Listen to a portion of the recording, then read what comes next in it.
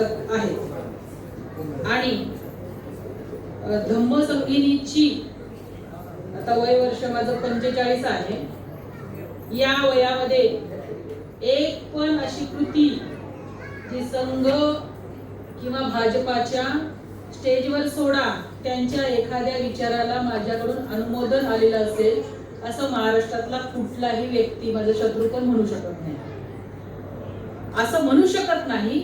आणि म्हणून जेव्हा डीपीआयने वर्गीकरणाच्या बाजूची भूमिका घेतली तेव्हा डीपीआयच्या नेत्यांना हे आरएसएसचे दलाल, संघाचे दलाल आणि भाजपाचे हस्तक म्हणून रंगवण्याचं एक सत्र सुरू झालं.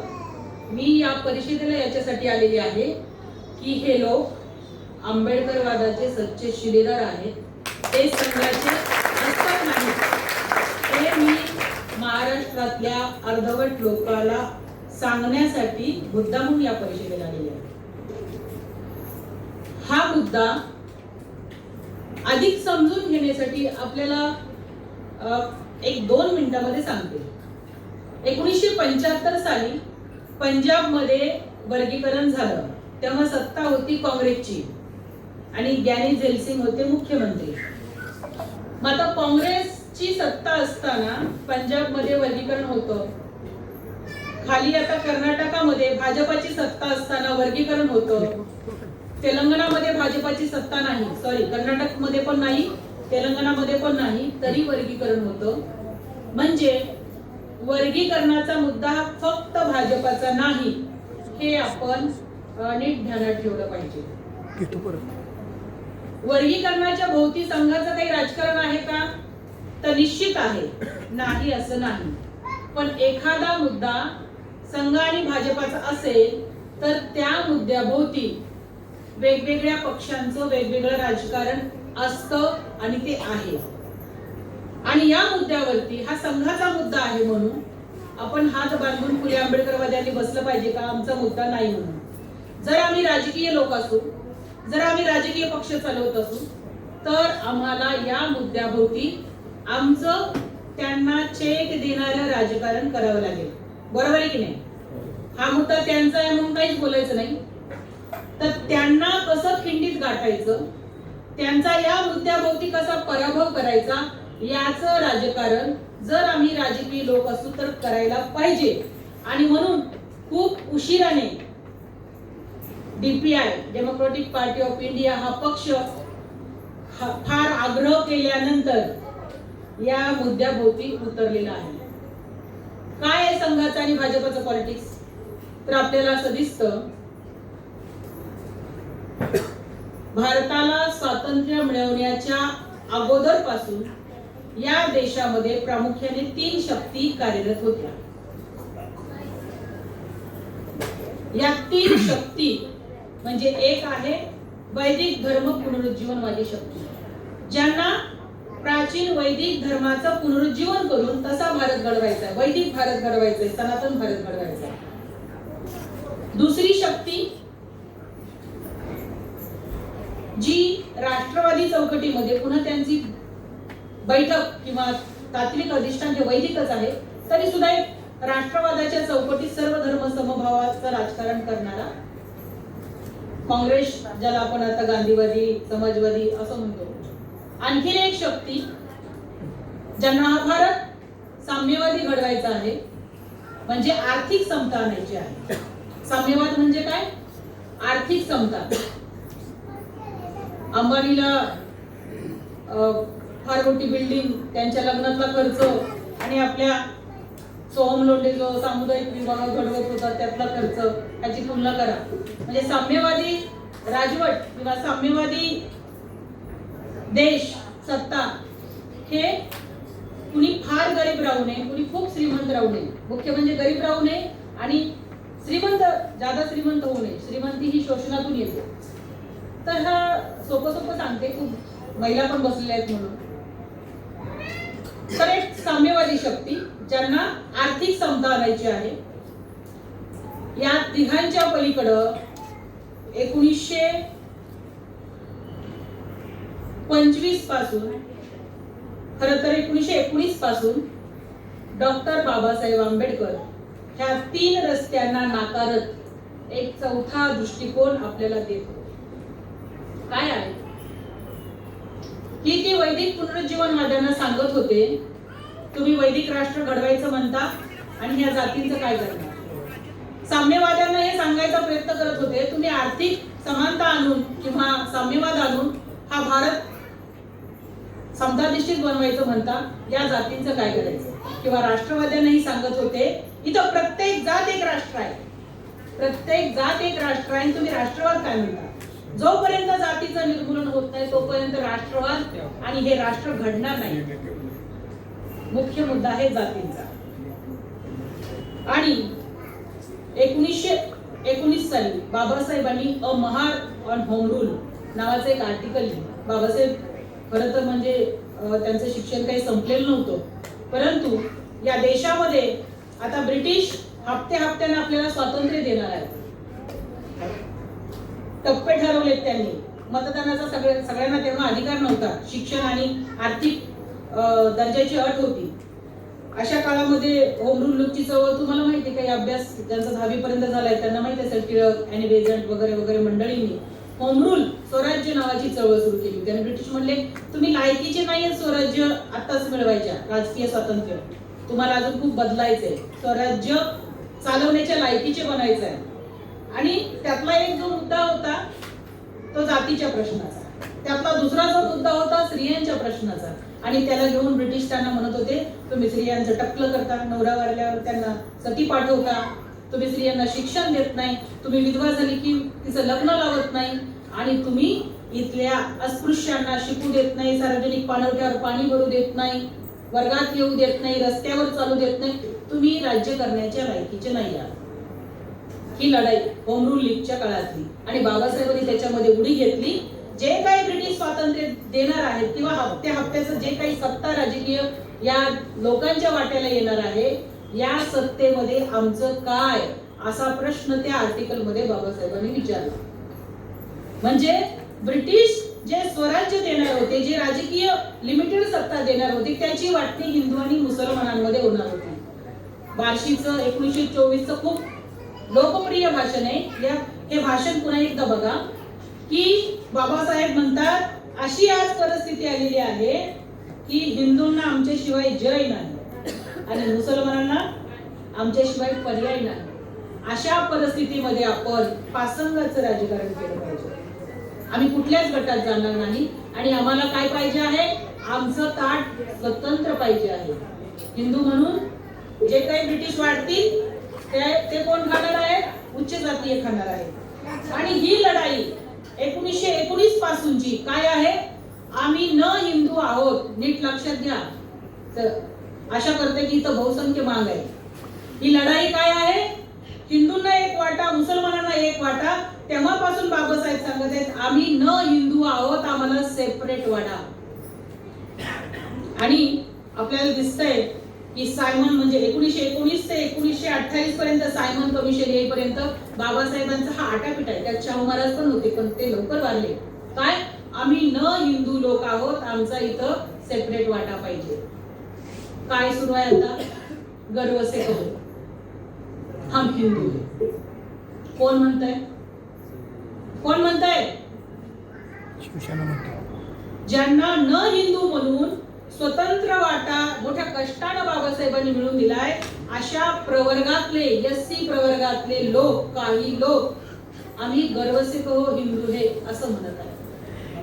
हे महाराष्ट्रात नाही होत आहे, हे संपूर्ण भारतामध्ये एससी शेड्यूल मधला जो अदृश्य वर्ग आहे, राजकीय दृष्ट्या अदृश्य वर्ग आहे, तुम्ही मागास म्हणू नका, जो शैक्षणिक दृष्ट्या मागास आहे, राजकीय दृष्ट्या अदृश्य आहे आणि सांस्कृतिक दृष्ट्या त्याला कसलीच ओळख नाही पोचलेली, असा वर्ग आपल्याला काहीतरी एक टायटल पाहिजे चांगलं.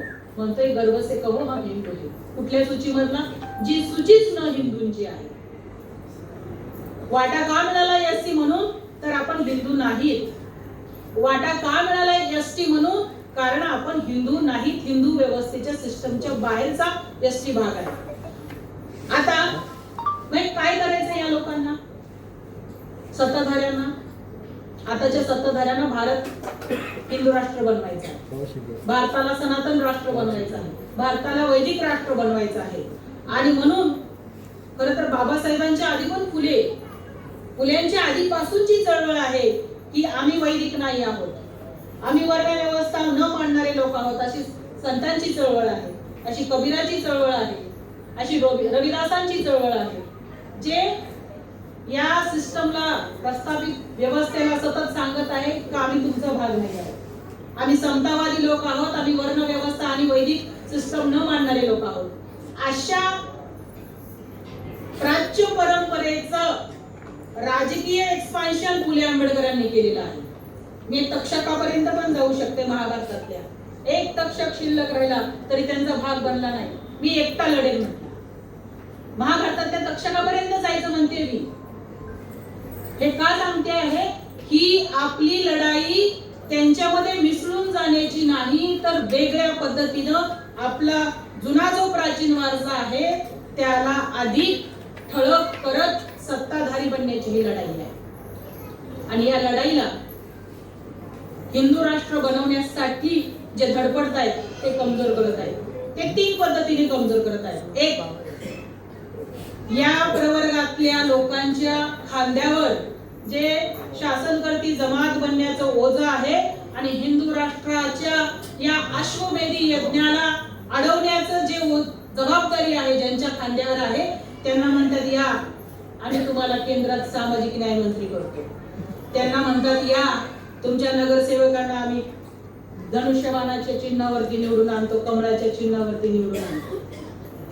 सरेंडर करून घेणं, आपल्या मोठ्या महाकाय सत्तेच्या सिस्टम मध्ये एक चिल्लर वाटा सत्तेचा देऊन त्यांना शरणागत करण्याची एक खेळी आहे. दुसरी खेळी काय आहे?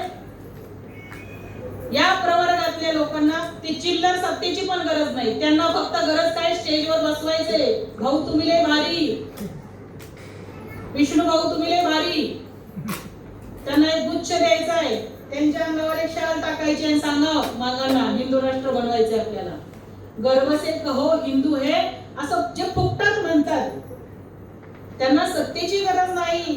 त्यांना फक्त पाठीवर थाप मारून त्यांना खिशात टाकलं जातं. म्हणजे दुसरं आहे समरस करून घेणे, एक शरणागत, राजकीय दृष्ट्या शरणागत करून घेण्याचं एक खेळी, दुसरी समरस करून घेण्याची एक खेळी, आणि तिसरी ही जी सूची आहे जी हिंदू राष्ट्र बनवण्याच्या मार्गातला सगळ्यात मोठा रोड आहे, सगळ्यात मोठा अडथळा आहे, या सूचीला खिळखिळ करणं. आणि चांगलं टायटल दिलेलं आहे. लोक महाराष्ट्रातल्या लोकांना वाटते वर्गीकरण हे काय म्हणतात, वर्गीकरण मागणारे लोक संविधानाबद्दल कसे बोलतायत. आम्ही हेच सांगतोय महाराष्ट्रातल्या लोकांना, संविधानाला खिळखिळ करण्याचं हे षडयंत्र ओळखायचं असेल आणि ज्या मुद्द्यांभोवती इथल्या भोळ्या समाजाला पेटवून त्यांचं त्याला आपण डोकं खराब ज्यांनी केलेलं आहे त्यांना चेक द्यायचा असेल तर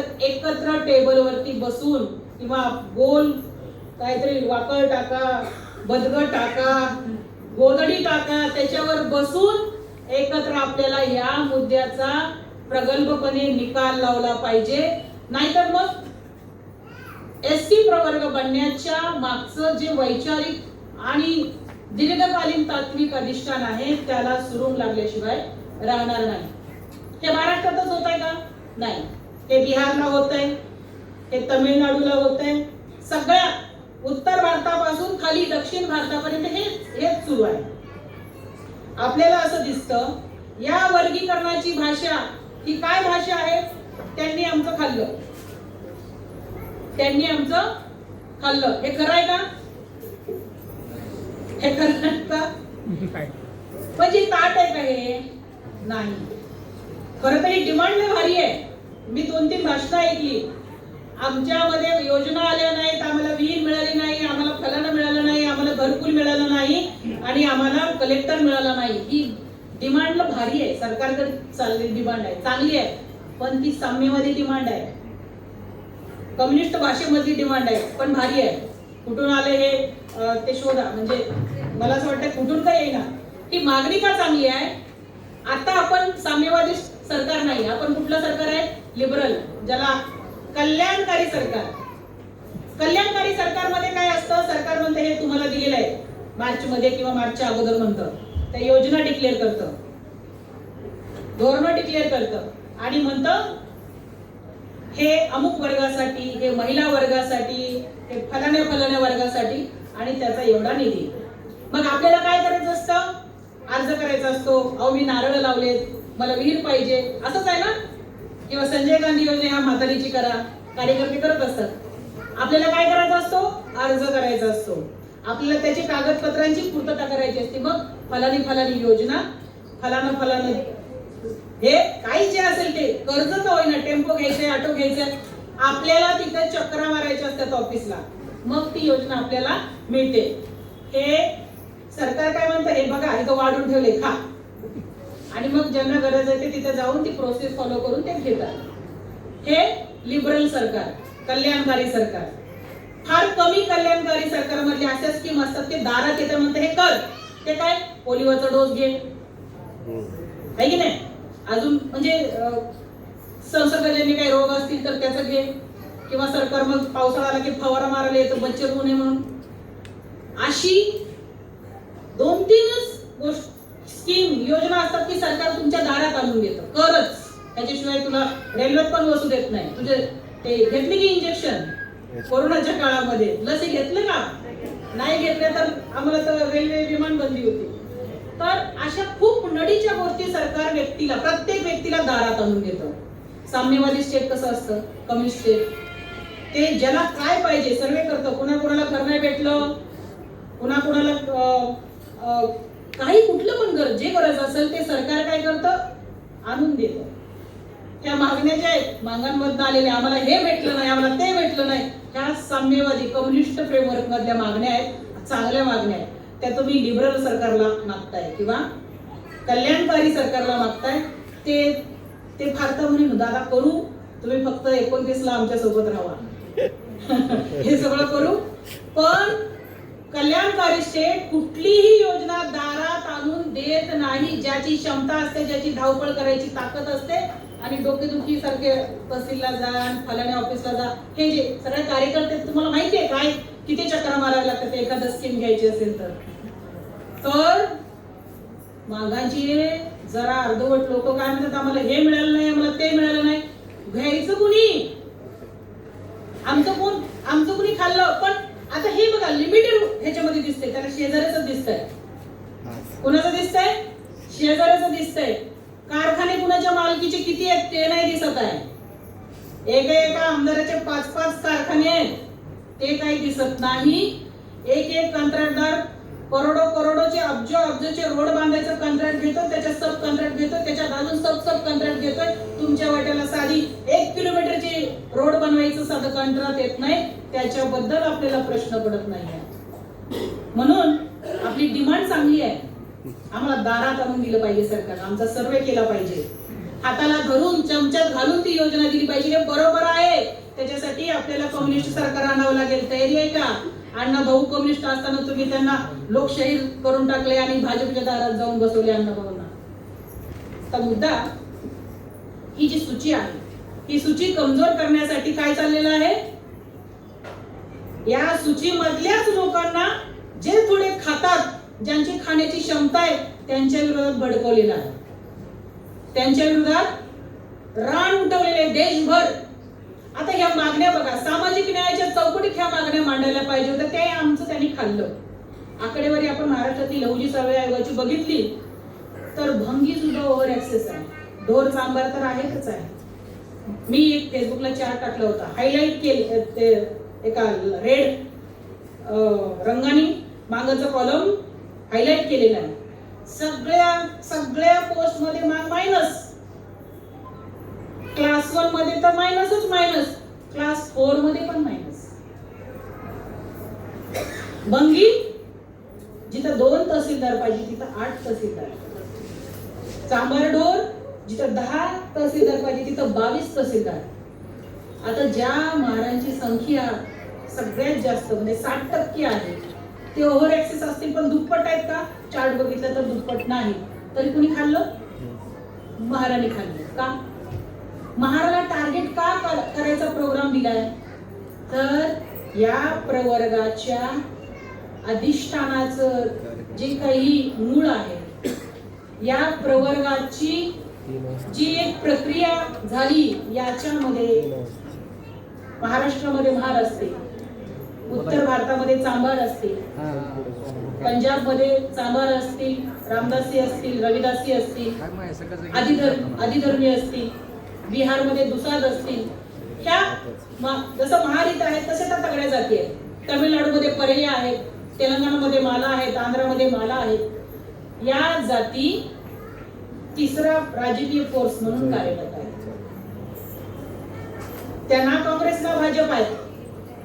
ही तिसरी राजकीय शक्ती कमजोर करायची असेल तर ह्या तिसऱ्या फोर्स मधला अर्धा वाटा त्यांना विरोधात भडकवलं पाहिजे. आपल्याला दिसतंय की संपूर्ण देशभर म्हणजे बसपाच्या, मी तर कल्पना केली नव्हती बसपाची एवढी फजिती, राजकीय फजिती होईल. 22% एससी यूपी मध्ये आहेत. या 22% 10% ते 11% चांभार आहेत. सोबळावर एक चांभारबाई मुख्यमंत्री बनते, ही इथल्या वैदिक ब्राह्मणी सनातनी व्यवस्थेला फक्त का? सुदर्शन भंग्यांना त्यांनी वेगळं काढलेलं आहे. वर्गीकरणाचं हे भूत तिथे एक 10 वर्ष चाललं आणि सुदर्शन भंगी, मुसाहर हे सगळे अदृश्य, राजकीय दृष्ट्या अदृश्य दलित जाती, आर्थिक दृष्ट्या मागास जाती ह्या बसपाच्या विरोधात आता मोठ्या ताकदीने उभ्या झालेल्या आहेत. पण या उभ्या झाल्या तेव्हा त्यांना काही राजकीय पक्ष आहे का? नाही, तर भाजप आहे. राजस्थानमध्ये, बिहारमध्ये मांझी आहेत. जेव्हा कोर्टाचा निकाल आला, त्या निकालामध्ये म्हटलं की आम्ही क्रिमिनल लावायचा सुद्धा विचार करतोय. अजिंक्य, बिहार मधले नेते मांझी हे दुसादांना पर्याय म्हणून भाजपने उभं केलेलं आहे. दुसाद जातीला निकाल आल्या चिराग पासवान जे भाजप सोबत आहेत, लोजपाचे, लोक जनशक्ती पक्षाचे, त्यांनी म्हटलं की आम्ही क्रिमिनल लागू होऊ देणार नाही. आणि हे मांझी रस्त्यावर उतरू म्हणले आम्ही क्रिमिनल लावण्यासाठी. राजस्थान मधले कंजर असतील, सुदर्शन असतील, यांनी रामधुनी वाजवली, क्रिमिनल लावलं पाहिजे सरकारने, यज्ञ केले आणि आम्ही म्हटले रस्त्यावर उतरू, आम्हाला हे क्रिमिनल लावल्याशिवाय न्याय भेटणार नाही. ह्या जातींना सामाजिक न्यायाची भाषा कळत नाही, यांच्यासोबत काय बरं वाईट चाललंय ते कळत नाही. आपल्याला असं दिसतं की क्रिमिनल लावल्यावर जणू फलाना प्रगत जातीला चेक बसणार आहे. महाराष्ट्रामध्ये परदेशी शिष्यवृत्तीसाठी जे नियमावली बनवण्यात आली, धनंजय मुंडे सामाजिक न्याय मंत्री असताना त्यांनी म्हटले 8 लाखाची अट टाकणार. जे परदेशी एससी मधून शिष्यवृत्ती घेऊन बाहेर जात आहेत त्यांना काय आहे? क्रिमिनल लावणार. 8 लाख ज्यांचं उत्पन्न त्यांना ही शिष्यवृत्ती घेता येणार नाही, अशी धनंजय मुंडेंनी अट टाकल्या. आमचे एक शहाणे परभणीचे नेते जे आता वर्गीकरण, आम्हीच त्यांना म्हणणार अरे बाबा चांगले लोक असले पाहिजे तिथे तुम्ही उतरा. RSS वाल्यांनी उभे केलेल्या बुजगावण्यांच्या मागून मागांना जर काढायचं असेल तर चांगल्या शहाण्या सुद्धा लोकांनी या वर्गीकरणाच्या मुद्द्याभोवती उतरा. ते उतरले तर त्यांनी म्हणले हे सामाजिक न्यायाची पाऊलवाट धनंजय मुंडेंनी केलेली आहे. का? अजिंक्य चांदेचं उत्पन्न 8 लाखाच्या वरती नाही, सुकुमार कांबळे सरांचं उत्पन्न, अरे प्राध्यापकाचा पगार 1 लाखाच्या वरती असतो, माहिती आहे ना. शिक्षकांचा पगार सुद्धा अनुभव आल्यावर वरती आहे, 5-6 वर्षांनी 1 लाखाच्या वरती असतो. मागांमध्ये जणू मिडल क्लासच नाही, अशी एक समज या वर्गीकरण वाल्या अर्धवट लोकांची झालेली आहे. आणि त्याच्यामुळे लावा क्रिमिनल असं एक चर्चा आली. मग आठवड्याने समजावून सांगितलं अरे बाबांनो तुम्ही कुणीच नोकरीला नाही आहेत का? तुमचं कुणाचंच उत्पन्न 8 लाखाच्या वरती नाहीये का? तर मला असं वाटतं की ह्या भाबड्या जातींना आपल्या गळाला लावून एक बोली जी आहे ती गर्व से कहो हिंदू ह्याची, आणि दुसरी बोली काय आहे यांना कच्ची करा. जे पॉलिटिकली आता आडवे चालत आहेत, हिंदू राष्ट्राभोवती जे राजकारण उभं आहे त्या राजकारणाला ज्यांची असहमती आहे त्यांना एकटं पाडा. आणि म्हणून त्यांनी लोणके दादांनी सांगितलं हा 58 जातीचा लढा आहे. माझी असहमती आहे. पुन्हा पुन्हा चार्ट बघा लवजी साळवे आयोगाचे, फक्त मांग मायनस आहे, बंगी सुद्धा पुढे आहेत. हे का का ही कुठली बोली आहे? 58 जातीचा लढा आहे. तर हा जो हिंदू राष्ट्राला आडवा चालणारा जो प्रगत आणि राजकीय उपद्रवी गट आहे, महारांचा म्हणा, मालांचा म्हणा, चांभारांचा, उत्तर भारतातल्या चांभारांचा म्हणा किंवा परयांचा म्हणा, खाली यांना हतबल केलं पाहिजे, यांना खच्ची केलं पाहिजे राजकीय दृष्ट्या, ही एक खेळ आहे. आणि म्हणून आपल्याला असं दिसतं की एक जात विरुद्ध सगळ्या जातींचा हा लढा असं रंगवण्याचं एक कारस्थान, असं एक नरेशन महाराष्ट्रामध्ये पसरवलं गेलं. वर्गीकरणाचा मुद्दा हा रस्ता आहे का? हो रस्ता आहे. याच्यामध्ये मांग प्रशासकीय भागीदारीमध्ये मायनस मध्ये आहेत का? निश्चित मायनस मध्ये, सगळीकडे निम्मे आहे. एक पण अमुक एक तहसीलदार असो, प्रांत असो, त्याला उपजिल्हाधिकारी म्हणतो, कुठल्याही जागेमध्ये त्यांनी बाबा वाटणीच्या जागेवरती फुलफिल केले त्यानं, म्हणजे समजा 4 जागा वाटायला तर तेवढ्या घेतल्यात असं नाहीच आहे, मायनस आहे. तर हा मुद्दा फक्त मांगांचा आहे.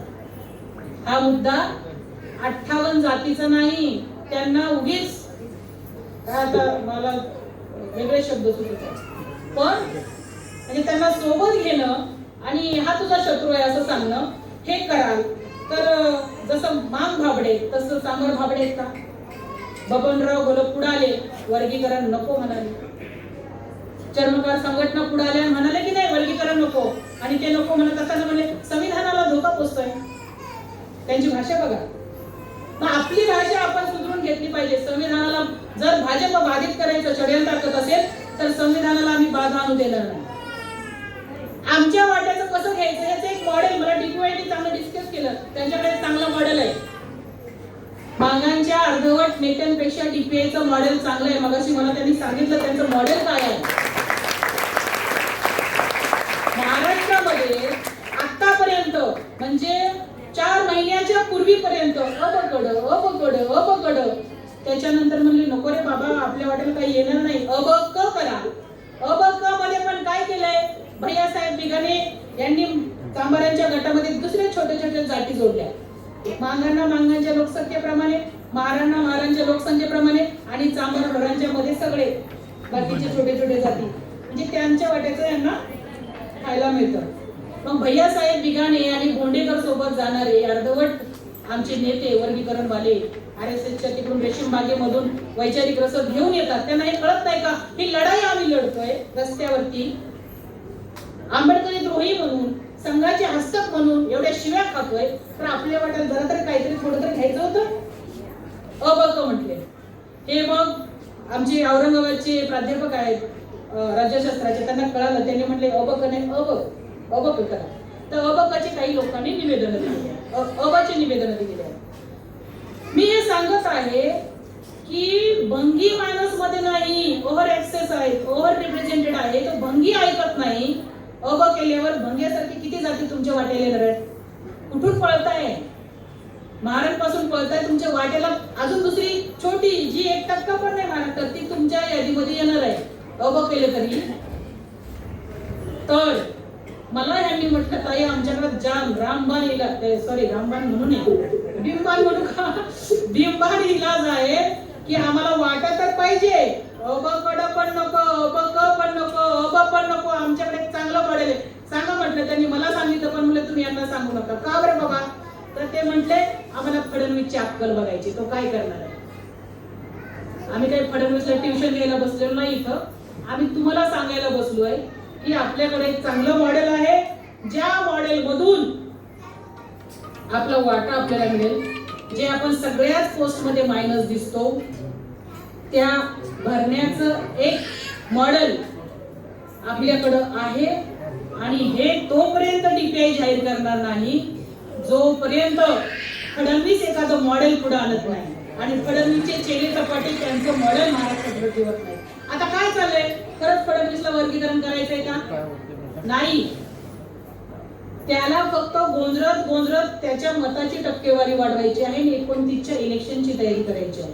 आणि म्हणून मला तुम्हा लोकांना सांगणार, डीपीआयच्या नेत्यांना कुणी कितीही आंबेडकर द्रोही म्हणो, कुणी कितीही RSS वाले म्हणो, तरी मी त्यांचं जे मॉडेल ऐकलं तर मला असं वाटतं बाबासाहेबांच्या आखून दिलेल्या रेषेच्या सुईच्या टोका इतकं पण बाहेर नाही. ते सुईचं टोक सामाजिक न्यायाच्या भाषेच्या तर पलीकडे नाहीतच, पण आंबेडकरवादाची जी लाईन आहे त्याचं सुईचं टोक ते सुद्धा त्यांनी ओलांडलेलं नाही. आणि म्हणून मला असं वाटतं की आपण डीपीआयच्या मागे उभं राहावा आणि तिकडे गेलेल्या मेंढरांना कत्तलखान्यामध्ये कत्तल होण्यापासून वाचवा, ही तुम्हाला कळकळीची विनंती करण्यासाठी मी थांबले आहे. आता मला कळालं की हे जे दादा बोलले ते ख्रिश्चन आहेत. कोण ख्रिश्चन होतं? दुसरे आहेत का? असो.